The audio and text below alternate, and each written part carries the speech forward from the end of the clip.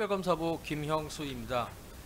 검찰은 위헌 위법적인 12.3 비상계엄에 대해 2025년 1월 26일 윤석열 전 대통령에 대해 내란 우두머리죄 등으로 기소하여 현재 1심 재판 계속 중이고 2025년 6월 10일 시행된 윤석열 전 대통령 등에 의한 내란 외환행위의 진상규명을 위한 특별검사 임명 등에 관한 법률에 따라 특검은 12.3 비상계엄과 관련하여 국무위원들의 내란 범행 가담 행위에 대해 수사하여 2025년 8월 29일 당시 국무총리인 피고인에 대해 내란 우두머리 방조죄 등으로 기소하였습니다.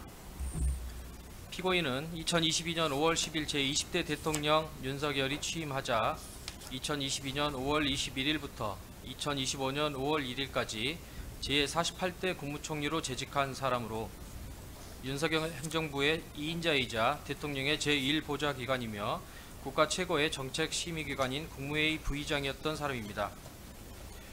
그동안 12.3 비상계엄과 관련하여 국회와 국민들 앞에 국무위원들을 모아 계엄을 선포하려는 대통령을 설득하고 반대해보려 했다.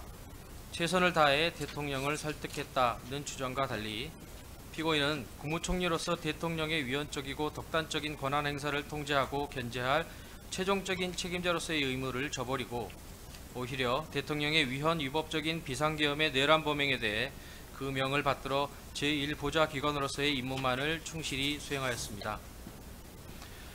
본건은 단순히 피고인이 당시 국무총리로서 왜 대통령의 계엄 선포를 막지 못했냐, 왜 좀 더 적극적으로 막지 못했느냐에 대한 책임을 묻는 것이 아닙니다.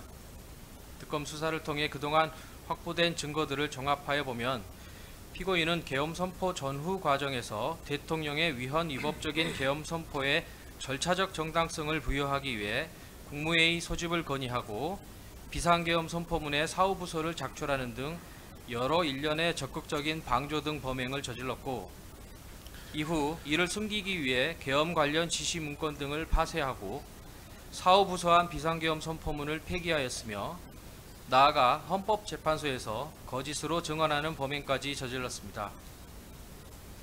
그 결과 12.3 비상계엄에 따른 내란 행위로 인해 헌정질서와 법치주의는 파괴되었고 생명신체의 자유 등 국민의 기본권이 침해되는 중대한 결과를 초래하였으며 상당 기간 그 진상은 국민들 앞에 제대로 규명되지 못하였습니다. 재판장님, 네, 말씀하시죠. 공소사실 요지를 진술하는 것이 지금 이 시간인데 공소사실이라는 구체적인 사실에 근거해서 한덕수 피고인에 대한 이야기를 하는 것이 아니고 지금 모두 잠깐만 들어보셔서 아시겠지만 이 사건의 의미나 검찰의 의견을 밝히고 있습니다. 언론에 보도된 것이나 피고인의 주장을 이곳에서 이야기할 하등의 이유가 없습니다. 그것은 앞으로 재판을 통해서 밝혀질 사항들이고 증거 조사를 통해서 밝혀질 것이지 마치 증거가 다 있고 그것이 밝혀진 걸 전제로 지금 의견을 밝히면서 그걸 공소사실이라고 그리고 더군다나 지금 많은 그 언론이 취재하고 있는 마당에 그런 이야기를 하는 것은 피고인이 유죄임을 전제로 하는 그 검찰의 주장에 불과합니다. 이런 부분들에 대해서 재판장께서 구체적인 사실에 대해서만 공소사실에 기해서 적시해서 말씀해 주시는 것이 공소사실의 요지에 부합한다는 변호인의 의견을 이의로 제기합니다. 네. 특검 쪽 의견은 어떻습니까?